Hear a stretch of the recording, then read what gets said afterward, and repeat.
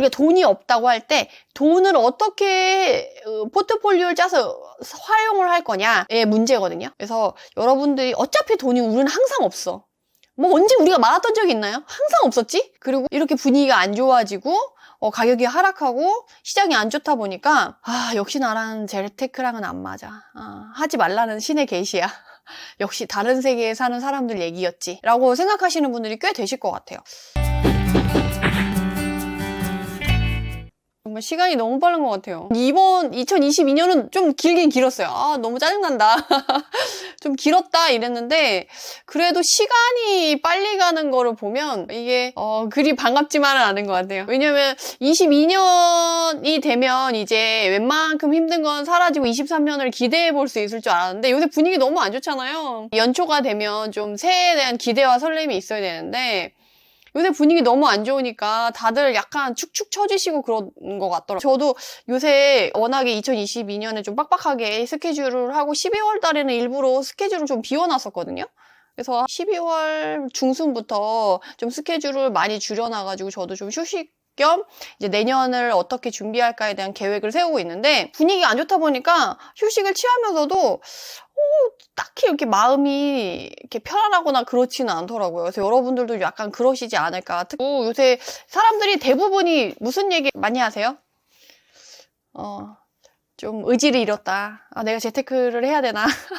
그래서 사실 요즘에 약간 그런 생각하시는 분들 많아요. 재테크에 대해서 의지를 잃으신 분들이 많고 이렇게 재테크에 대해서 의지를 잃으시는 분들이 타입이 있어요. 제가 봤을 땐 4가지 타입인 것 같아요. 첫 번째, 재테크 역시 나랑 안 맞아.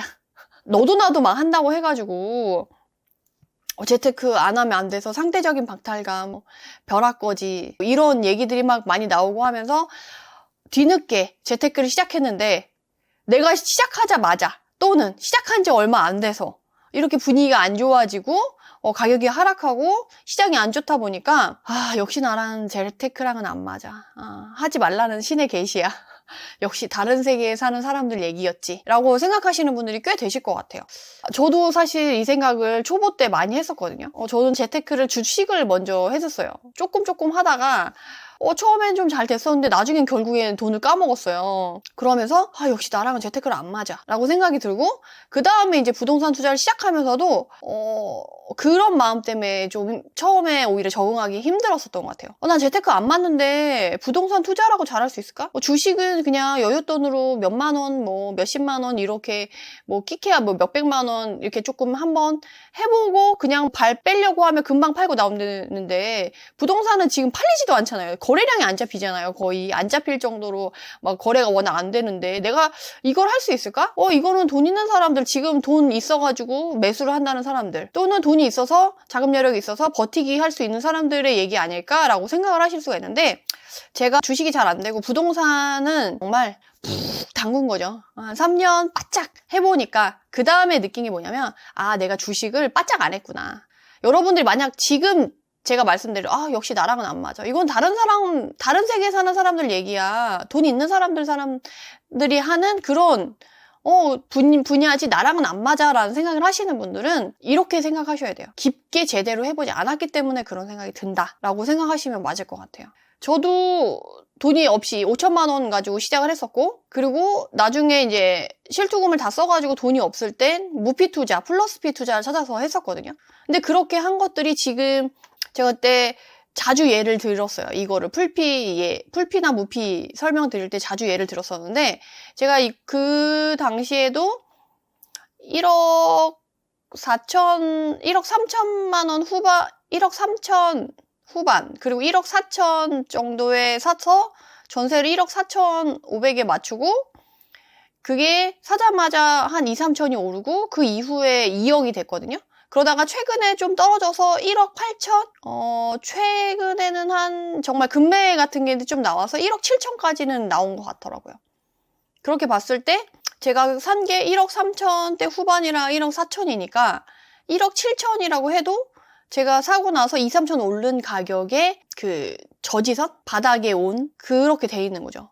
제가 봤을 때 제가 지금 말씀드린 가격대에 있는 애들은 더 이상 떨어지기가 어려워요. 여기서 뭐 얼마나 더 떨어지겠어요. 뭐 이전에 얘네가 정말 공급 물량이 쏟아졌을 때 1억 2천, 1억 1천까지도 빠졌었던 애들이긴 하거든요. 근데 과연 걔네들이 거기까지 빠질 거냐라고 하면 사실 저는 지금은 공급 물량이 그렇게 막 쏟아지는 게 아니고 분위기가 안 좋은 거기 때문에 거기까지는 어려울 것 같거든요. 그래서 저 여기서 좀 말씀드리고 싶은 건 뭐냐면 지금이 어떻게 보면 가격이 많이 빠졌잖아요. 그래서 내년 상반기에 이제 얼마나 금리가 빠르게 오를 것이냐에 대한 답은 나왔잖아요. 이제 어디까지 오를 것이냐, 얼마까지 유지될 거냐, 그 높은 금리가 언제까지 유지가 될 거냐, 이 두 개 남았는데 이 두 개가 남은 상황에서 가격이 그러니까 작년 하반기랑 올해 초반큼 쫙 빠지기는 어려워요. 빠져도 조금, 지금에서 한 조금 더 빠지면 한 10% 정도 더 빠질 수 있을 것 같고, 물론 최근에 안 빠졌던 애들이고 뒤늦게 빠진다고 하면 뭐 20% 정도 빠질 수 있겠고, 제가 봤을 때 최근에 저도 또 전세 하나 맞췄거든요. 근데 사실 저는 전세 맞추기 어렵지 않았어요. 왜냐? 입지 탄탄한 데는 정말 전세도 뭐 안 맞춰진다, 안 빠진다 이래도 그런 데는 아니더라고요. 수요가 있어요. 역시 제가 항상 투자할 때 강조했던 실수요 있는 데 가야 된다라는 게 정말 여실히 느꼈어요. 그럼 이런 데는 가격 방어가 잘 된단 말이에요. 그러니까 앞으로 금리가 더 오르고 금리가 아무리 높은 상태에서 유지가 돼도 얘네들은 이전에 가격 방어가 된 애들은 여기서 더 빠지기 어려워요. 그리고 제가 말씀드린 저가 애들은 그 이후에도 거래량이 계속 오다가 최근에 조금 빠지고 거래가 좀 안 되는 상황이거든요. 근데 여기서 더 빠지기엔 좀 힘들어요. 그렇게 봤을 때 이제 마지막 저지선이 돼서 오히려 가격이 빠르게 올라서 이게 다지는 상황 없이 쫙 올라간 애들은 지금 쫙 올라간 애들이 쫙 빠진 거거든요. 그러면 그 바닥 따지기가 지금 되고 있는 추후에 내년에 되면 그 바닥 따지기가 상반기에 이루어질 거고 거기에서 이제 더 이상 빠지지 않는다고 했을 때 우리가 이제 경매를 해볼 수가 있는 거거든요. 그래서 여러분들이 지금 갖고 있는 물건의 바닥 따지기가 얼마 정도 될까를 가늠해 볼 수 있는 시기가 지금부터 내년 상반기에 이루어질 거다라고 말씀드릴 수 있을 것 같아요. 근데 내가 지금 제가 말씀드린 것까지 쭉 해보지 않았다. 그리고 내가 갖고 있는 물건의 그런 흐름을 보지 못했다라고 한다면 본인이 아직 깊숙하게 들어오신 게 아닌 거예요. 나한테 안 맞는 게 아니고 내가 덜한 거죠. 그래서 여러분들이 역시 나랑은 안 맞아 라는 생각을 드시는 분이 계시다고 한다면 반드시 내가 아직 그만큼까지 가지 않았구나. 다른 세계라서 못하는 게 아니라 내가 아직 덜 했기 때문이다. 그러면 내가 지금 바닥을 다지는 애들을 어떻게 활용할지는 내가 지금부터 계획을 세워가지고 어떻게 접근할지 지금 가격대별로 입지별로 괜찮은 애들들이 있잖아요. 그래서 그런 애들을 어떻게 버무려가지고 내가 갈지 그렇게 봤을 땐 지금 현금력이 정말 중요하죠. 그래서 제가 현금력을 높일 수 있는 방법을 말씀을 드릴 거예요. 그래서 여러분들한테 첫 번째 나랑은 역시 안 맞아 이런 생각이 드시는 분들한테 조금 더 깊숙하게 쭉 들어오시라고 말씀드리고 싶고 지금 시기에 이런 분들이 하실 건 공부예요. 공부. 지금 제가 봤을 때 제가 말씀드렸죠. 지난 시간에 내년 2월 되면은 법률 개정이 이루어져서 취득세 중과 완화 그 법률이 통과가 될 걸 기대하고 있어요. 근데 제가 봤을 때는 만약에 이 분위기가 계속 유지되잖아요? 그러면 내년 2월에 법률 개정할 때 되면서는 취득세 중과 완화가 아니고 취득세 중과 폐지안도 좀 기대해 볼 수 있지 않을까? 이런 생각이 들더라고요. 그래서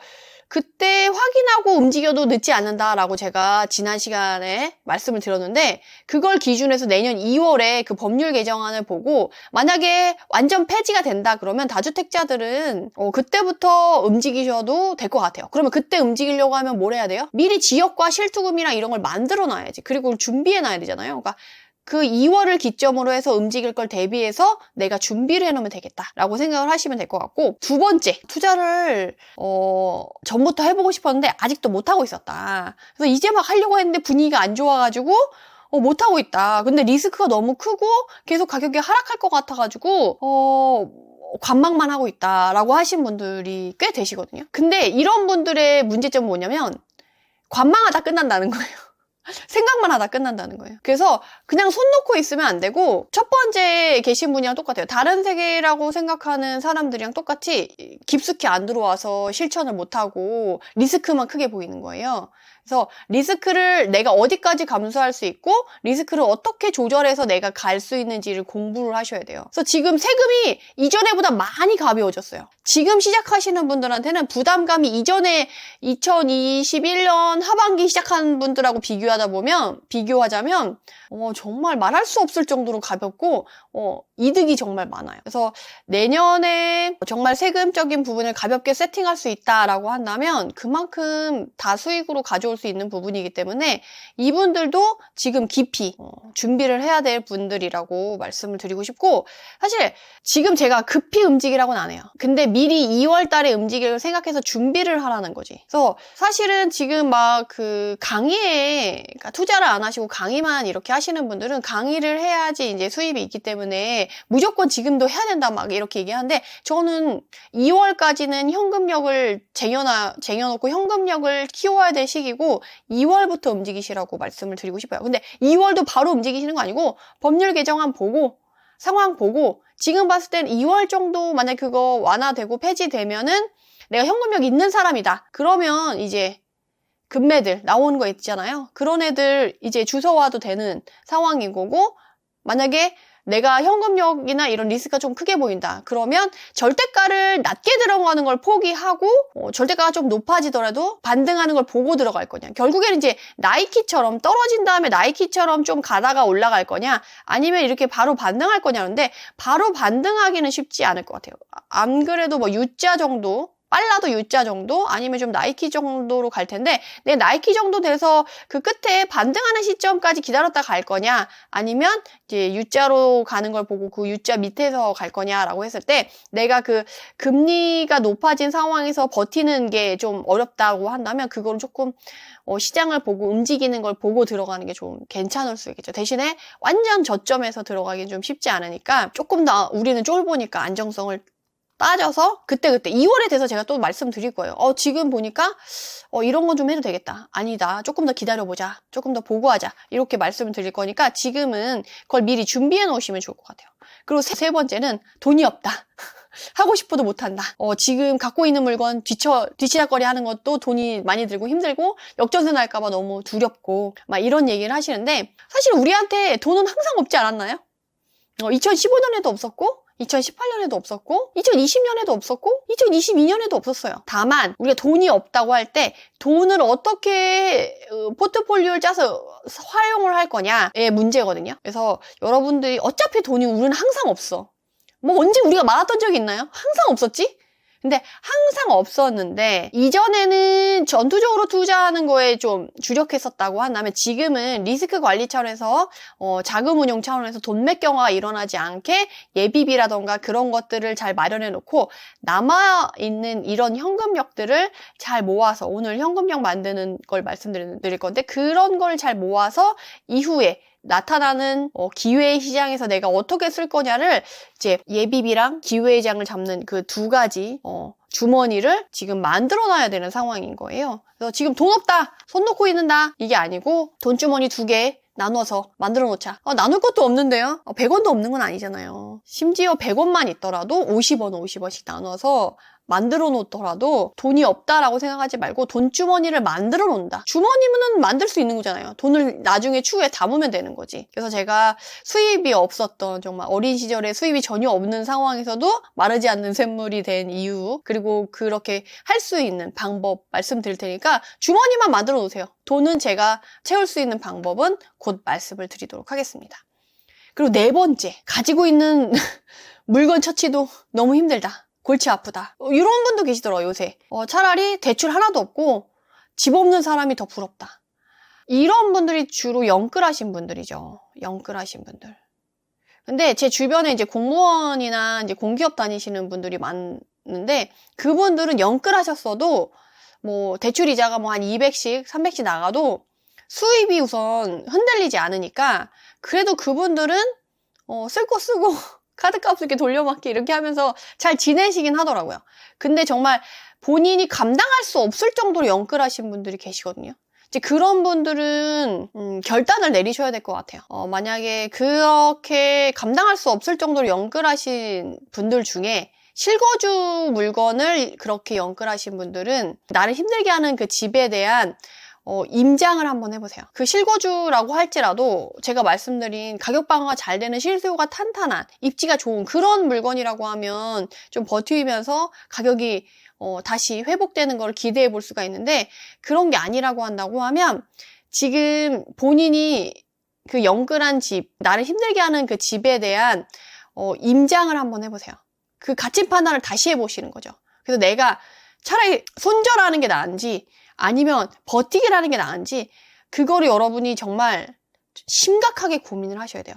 내가 대출 이자를 내다 보면 오히려 손해가 쌓일 것 같다. 아니면 대출 이자 내다 보면 내가 가격이 이제 그 돈이 내 집값이 돼서 나중에 집을 팔고 나면 그게 고스란히 내 자산이 된다. 그러면 버티기 하는 게 의미가 있을 수 있는데 그런 게 아니고 그런 거 있잖아요. 정말 나홀로 아파트에 저기 정말 단지 밀집도도 없고 저 멀리 떨어져 있고 실수요도 탄탄하지 않고 투자자만 들어갔다 나갔다 했었던 그런 테마주 같은 주식의 테마주 같은 그런 입지가 안 좋은 그런 부동산을 샀다고 하면 그거는 손절을 하는 게 나을 수도 있겠죠. 그런 식으로 내가 가치 판단을 좀 다시 해보시는 게 좋겠다. 그래서 이렇게 요새 재테크의 의지를 잃고 계신 분들 부류를 지금 4개로 나눠봤는데 자기가 안에 들어가나요? 제가 이렇게 부류에 따라서 내가 어떻게 하면 좋을지에 대한 말을 좀 간략하게 말씀드렸는데 재테크 그만하고 싶어도 영끌해놔서 발을 뺄 수가 없다. 아, 재밌으신 분. 근데 그런 것도 참 좋은 것 같아요. 내가 발을 뺄 수 없게 만든 상황. 왜냐면 지금 발을 빼고 그냥 다 정리해서 발을 뺀다고 하면 정말 손해만 남는다 그러면 그런 분들은 발을 뺄 수가 없잖아요. 그리고 제가 지금 그런 식으로 발을 빼고 싶다 막 이렇게 하신 분들 그리고 재테크에 실패한 것 같다라고 생각하시는 분들한테 요새 뭐라고 말씀드리냐면 절대 손해를 만들지 마라. 만약에 내가 금전적인 손해가 있다라고 하면 꼭 반드시 경험이라도 챙겨서 내가 이후의 시장에서 활용할 수 있는 노하우, 내공을 쌓는 거를 놓치면 안 된다 라고 말씀을 드리거든요.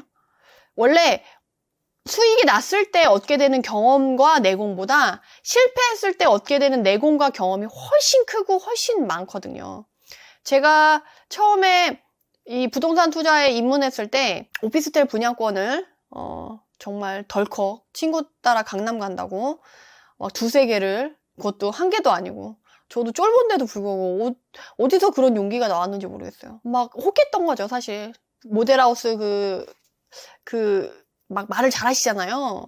돈 넣고 돈 먹기야 막 1,000만 원 넣고 막 바로 프리미엄 붙어가지고 막 2천만 원 개수대로 막 할 수 있어 막 이렇게 막 하니까 저 사람은 10개 했어, 5개 했어, 막 이렇게 하니까 저도 막 혹해서 막 했던 경험이 있는데 제가 그거를 최대한 손해를 안 보고 내가 여기서 뭔가를 잘 해야겠다라는 생각이 들어서 제가 이 부동산 투자에 정말 깊숙이 들어오게 되는 계기가 됐는데 그러니까 그런 것처럼 여러분들도 지금은 당장은 손해를 보실 수 있거든요. 저도 그 오피스텔 분양권 받았던 거 정말 수업료 톡톡히 내고 손해보고 나왔어요. 근데 그 계기가 저는 지금의 저를 만들었다고 생각하거든요. 그래서 여러분들도 지금 만약에 조금 금전적으로 손해가 있다고 하시는 분들도 그게 손해로만 남지 않게 그게 내 경험과 내공이 돼서 내 성공 투자의 밑거름이 될 수 있게끔 만드는 건 본인의 몫이에요. 제가 오늘 이 얘기를 드릴 때 어떤 예를 들어드리면 여러분들이 이게 확 가슴에 와닿을까라는 생각이 들었는데 제 얘기지만 너무 멀게 느껴질지 모르겠는데 그 에디슨이 전구를 개발할 때 어때요? 1000번을 실패했다고 아이 동화책인가? 유인전에 나오더라고요. 1000번을 실패하고 그 이후에 만들어진 게 전구인데 우리는 1000번까지 실패하지 않았잖아요. 그리고 그 실패한 것들이 사실 실패가 아니고 성공하기 위해서 이렇게 하면 안 된다라는 걸 배우는 과정일 수가 있는 거잖아요. 물론 그 과정이 너무 뼈 아프고 힘들 수 있죠. 근데 그 아픈 만큼 내가 배울 수 있는 거죠. 그래서 뭐 신은 내가 버틸 수 있는 고통만 준다라고 뭐 얘기를 하는데 실제로 보니까 그렇지 않다라고 얘기하시는 분들도 계시긴 하거든요. 근데 그거를 과연 본인이 본인의 것으로 가져가느냐 안 가져가느냐는 본인의 몫인 것 같아요. 그래서 지금 시기에 사실 저는 어떤 게 제일 어렵냐면 꾸준히 하는 게 제일 어려울 것 같아요. 지금 대부분의 분들이 발을 빼거나 손 놓아버리거나 그러신 분들이 많은데 꾸준히 하는 게 쉽지 않은 상황에서 여러분들이 내가 꾸준히 할 수 있게끔 발을 빼지 않게끔 만드는 게 가장 중요하거든요. 제가 주변에 성공하신 분들을 요새 이제 투자를 하면서 많이 만날 수 있는 기회가 있어가지고 보면 성공하는 사람들의 가장 큰 재능은 머리가 좋다거나 뭐 감이 좋다거나 정말 이해력이 높다거나 뭐 가진 게 많다거나 그런 게 아니고 노력이라는 재능을 정말 갖고 있으시더라고요. 쉴 틈 없이. 전에 어떤 기억에 남는 거는 카카오 대표님이 그런 얘기를 했었대요. 그래서 제가 직접 뵌 건 아니고 전해 들었는데 카카오 대표님도 워낙 바쁘셔가지고 요새 카카오 좀 안 좋죠. 주식. 근데 한참 카카오 잘 나갈 때 그때 그 카카오 대표님이 뭐라고 얘기를 했냐면 도대체 언제 쉬시냐. 너무 바빴는데 언제 쉬냐 그랬더니 본인의 휴식은 본인이 하던 일에 성공을 했을 때 그때가 휴식이라는 거죠.